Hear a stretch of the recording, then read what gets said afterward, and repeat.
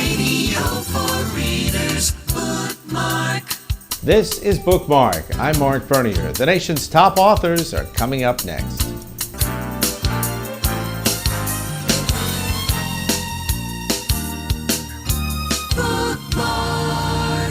When one has a chance to sit with Bill Ayers, author and political extravagant, you don't know where to begin. But let's talk about Public Enemy, Confessions of an American Dissident. The election of 2008, your name is thrown out there countless times. Right. How did you handle it?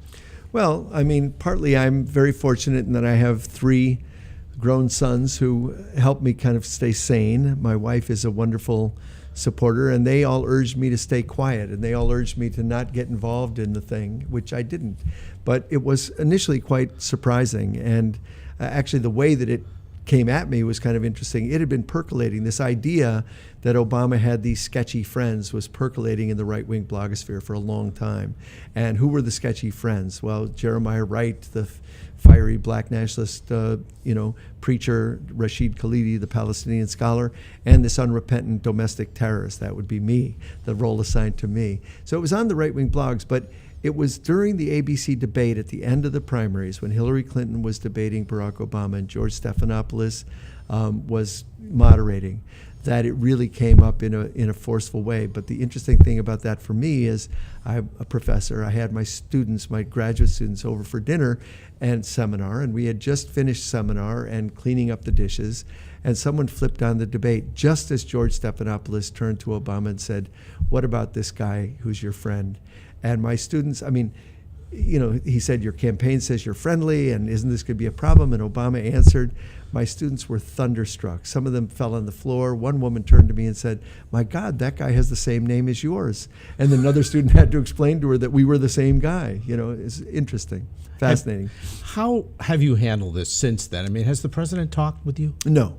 I didn't expect him to, and I never consulted with them about what I might do. I mean, I had my own integrity to stick up for, my own purposes, and they had theirs. And so the fact is that Hillary Clinton used this as a narrative. We don't know much about Obama, but look at his terrifying friends.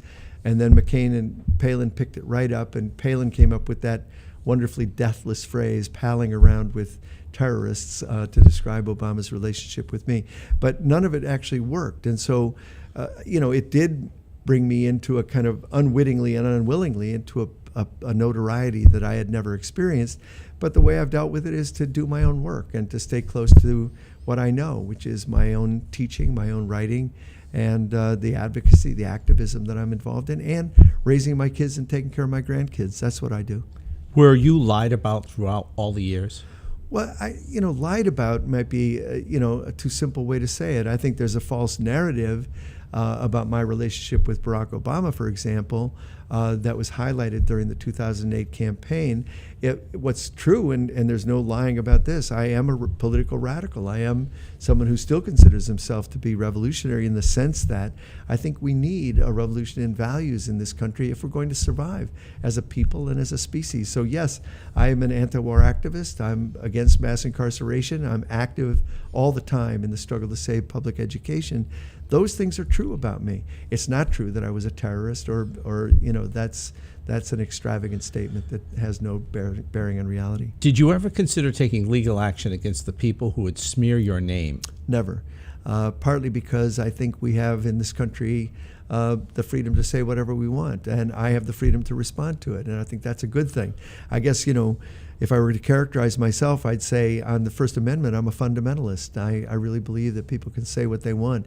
And the beautiful thing is we can refute it and people can make up their own minds. The problem is, of course, the people with a lot of money and the noisy megaphones do define a lot of the framing of the issues that we all deal with. But I think it's incumbent on the rest of us to be smarter and more skeptical and stand up.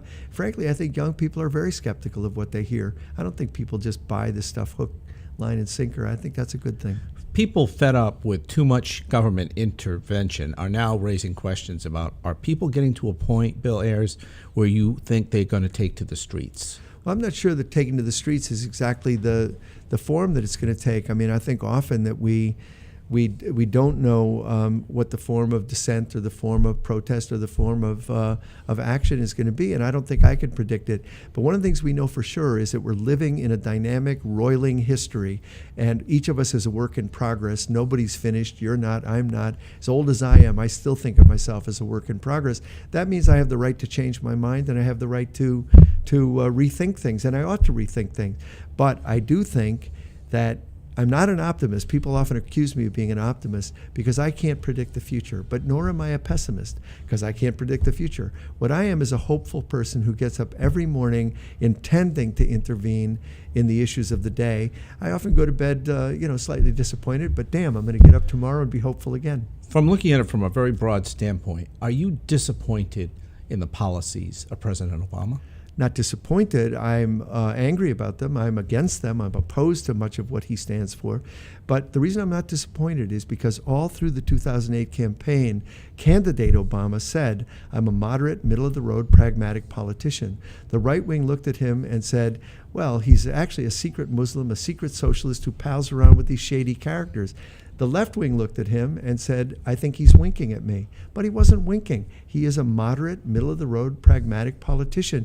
And if you knew him in Illinois, as I did, or if you saw him in his term in the U.S. Senate, or if you watched his first term as president, he is a moderate, pragmatic, middle-of-the-road politician. He also said early in the primary, when asked who Martin Luther King would support, he said King wouldn't support any of us. He'd be in the streets building a movement for justice. And that tells me where I ought to be, because what changes history is not the sites of power I can't get access to, like the presidency or that medieval auction house we call the Congress. What I can get access to is the community, the street, the workplace, the school, the classroom.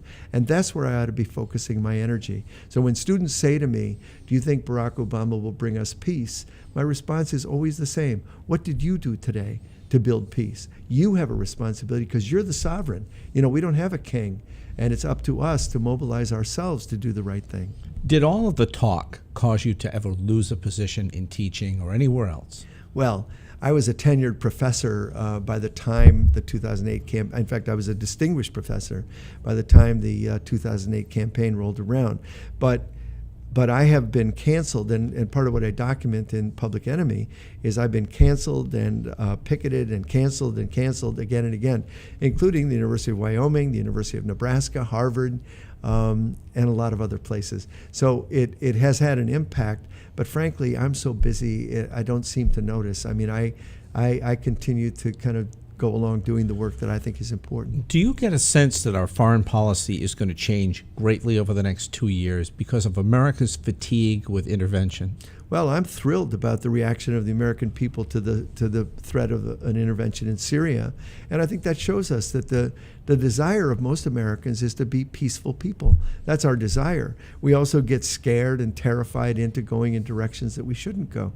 But I doubt that our policy will change dramatically in the next 2 years, but I'm absolutely certain that the decline of American power is serious and it's abiding, and it's going to be true for a long, long time. But the problem is we have a declining economic and social power, even as we have an undisputably large and massive military power.